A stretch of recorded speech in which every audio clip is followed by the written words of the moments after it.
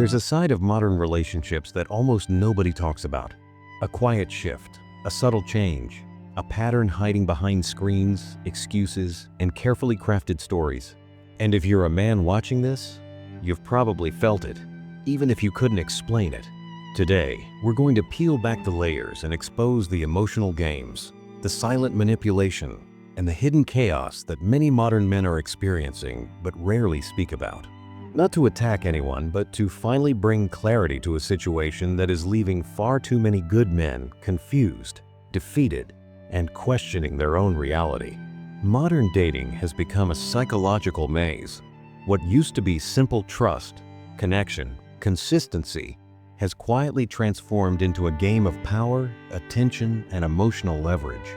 And while not all women play these games, enough do that the patterns have become obvious. Men feel it. Therapists talk about it, and you can see the emotional fallout everywhere. A major shift happening today is what psychologists call selective honesty. It's a form of truth twisting where someone tells the parts that make them look good while hiding the parts that cause accountability. A man might be told, "You're overreacting," or "You're too controlling," when he asks simple questions about boundaries or respect. Meanwhile, she's keeping entire conversations, old flames, and questionable choices tucked neatly behind the curtain. It's not lying by saying something false, it's lying by leaving out everything important. Another powerful pattern is situational victimhood. This is when someone avoids responsibility by immediately stepping into a wounded role. You can see it in dating today. When caught in the wrong, the story suddenly flips. Tears, emotional breakdowns, vague claims of stress or trauma. Instead of addressing the behavior directly, the focus shifts onto her feelings, making the man look like the villain for simply wanting honesty. Many men end up apologizing for the pain caused by her actions. That reversal is not just manipulation, it's emotional conditioning. And then there's the rise of attention-driven lifestyles. Social media has made validation feel like oxygen. A modern woman can post a single picture and receive hundreds of dopamine hits within minutes. It creates a feedback loop where attention becomes more rewarding than loyalty. Some women begin treating relationships like backup plans, not priorities. When validation feels scarce at home, they find it instantly online. When accountability feels uncomfortable, they craft a story for strangers that makes them look like the hero. It's not always intentional, but it's deeply damaging. One of the most dangerous behaviors today is emotional impulsivity. These are the moments when someone reacts first and thinks later. Public scenes, smashed belongings, extreme accusations, sudden breakups followed by reconciliations, rage posts, threats of leaving or blocking. These actions might last only minutes, but the emotional fallout lasts weeks. The relationship becomes unpredictable, and unpredictability is one of the strongest psychological stressors a person can experience. Many men feel like they're walking on eggshells, adjusting every word to avoid another explosion. Another growing issue is transactional dating. Instead of connection, the focus becomes benefits. Modern psychology notes that whenever people feel entitled, they start seeing relationships not as partnerships, but as opportunities. Men are often judged solely on income, lifestyle, and what they can provide. Meanwhile, emotional contribution, empathy, and loyalty become optional for the partner demanding everything. It's a lopsided dynamic that leaves modern men feeling used, unseen, or only valued when they're giving something material.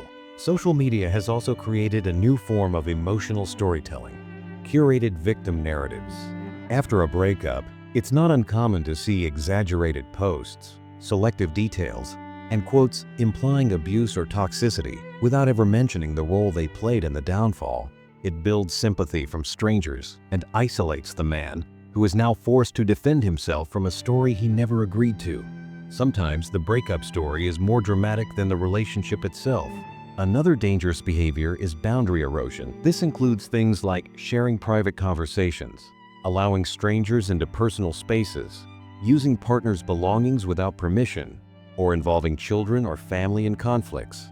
Many men report feeling their personal space slowly disappear as the relationship progresses.